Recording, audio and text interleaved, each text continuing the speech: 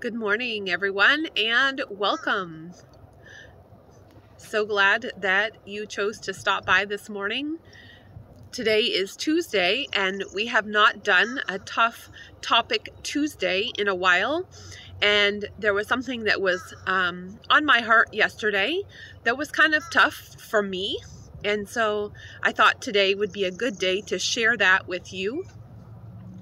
So yesterday, in all my news feeds, in all my memories of everything, I kept getting the notice that 12 years ago today, you moved into your house in Alabama.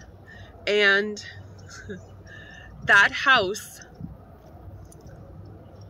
is so bittersweet for me. It was this crazy huge house with a wraparound porch on the side of a mountain with 7 acres and everything that you could possibly want in a house. It looked like on the surface. And I was so ecstatic when we found it and we got it and we moved in. And I really honestly thought that this house was going to be my chance at happy ever after. You know, like probably not so much anymore with the way women's culture has gone, but as a little girl, I grew up on Cinderella and Snow White and, you know, Prince Charming coming to rescue you, and that was my dream, you know, like most little girls of that era. You know, we really thought Prince Charming was going to come and sweep us away, and that was going to be our new life, right? So my first Prince Charming turned out to be not Prince Charming at all. I actually was in a very abusive, controlling relationship, and I feel very blessed and very lucky that I was able to escape that relationship without losing my life, because it was headed in that direction very quickly. And I've had police officers tell me the same thing, that if you don't leave, you're going to leave here in a body bag. I know that. So I always like to joke and tell people that my men picker is totally broken. And so there will be no more men picking in the future for me because it's broken. So anyway, that was the first go round, and it's easy to think that, oh, I was young, I was foolish, I didn't know what I was doing. So I waited 10 years from my first marriage ending to my second marriage. And I really thought that that marriage was going to be my happy ever after. So we get married, we buy this house in Alabama, we're starting our new life together, and then we find out that the community that we moved to is super small and super closed to outsiders. Some people were really great. We did meet a few wonderful people in that community, but for the most part, if you were not related to someone, then you probably didn't have a ton of friends in that town.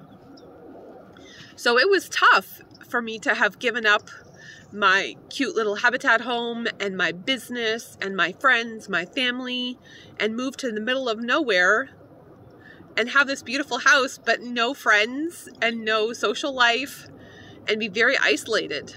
And then we get there, and I find out that there have been some deep, dark secrets that have been hidden from me in my marriage that were pretty devastating to find out. So within 4 months of moving to Alabama, my happy ever after came crashing to the ground in a pile of rubble, literally. And I did not know what I was going to do or how I was going to make this work. And then we find out that the house that is so wonderful has bats, like tons of bats, living there, so much so that when I was pregnant with Emma, the bats were coming through the attic into the guest room and flying around the house. Like, it was really, really, really scary and nuts. And the house also had brown recluse spiders. So that was a whole nother issue. And I was terrified that, you know, someone was going to get really hurt and bit, that if we had Emma there and she was a baby, she could easily get bit. Yeah, it was a disaster from start to finish. Alabama. But I actually am so, so, so grateful, because without all of that, I would not be sitting here today, totally content and totally at peace with who I am, and knowing for sure that happy ever after exists only in the movies. Happy ever after does not exist where some shining knight is going to come and sweep you off your feet and your life is just going to be perfect from then on. And, you know, inside you know that's not reality, but, you know, how great would that be, right? So, I had to learn a lot of lessons, and I'm so grateful actually for those lessons, because probably my stubborn head would not have learned them had my life not really totally fallen apart. So it was very interesting. Around Christmas time, I was given a gift card, and I went, it was to Aldi, a grocery store here in Florida, and I went and I thought, oh, I'm gonna buy something small for myself as a gift to myself. So I was looking around and I happened to see this candle. Let me turn you around here.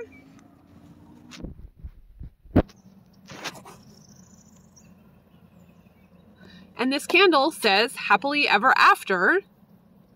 And see, on the candle, I don't know if you can see, there's one person hanging on to a little heart balloon.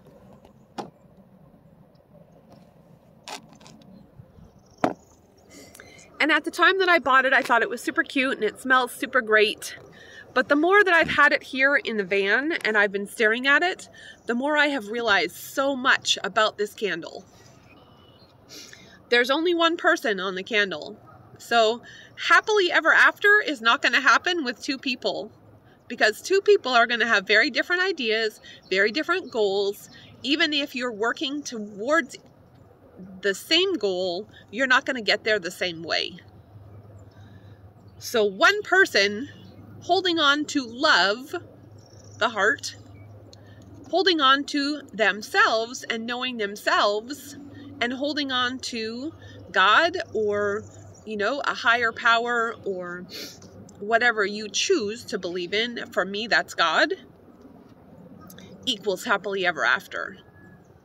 But without all of the experience of Alabama, I would never have known that inside, like deep inside.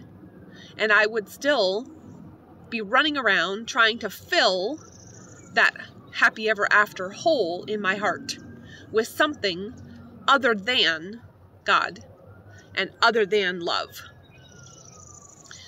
So now when I go to the bayou and I watch the manatees and I see these cute little old couples that are walking along, and the husband is like totally helping the wife along, and they're so cute, and I go, oh, I wish I had someone.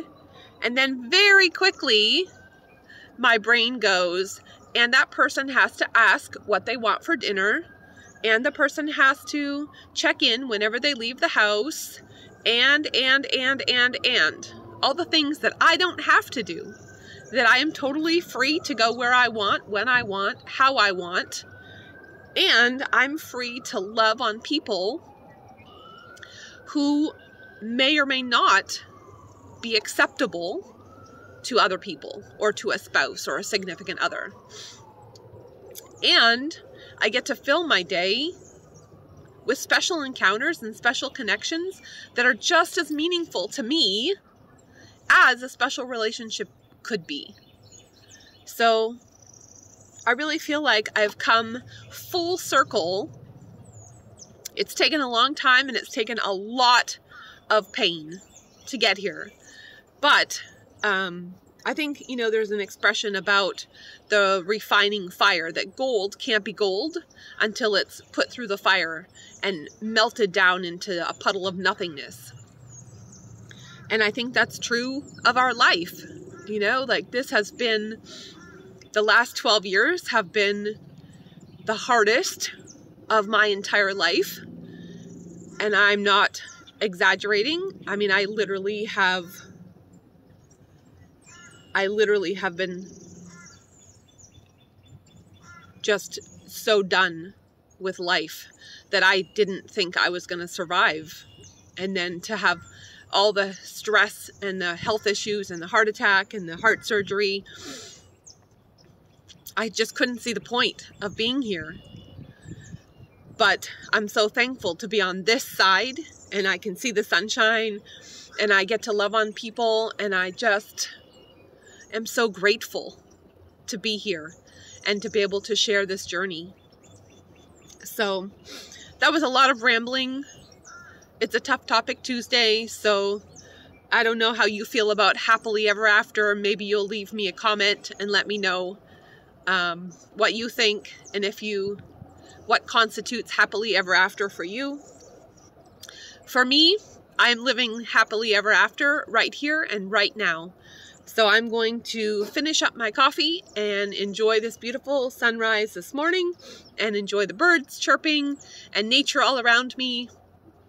Lots of love to all of you, and I hope that you have a great day. I'll talk to you next time. Bye for now.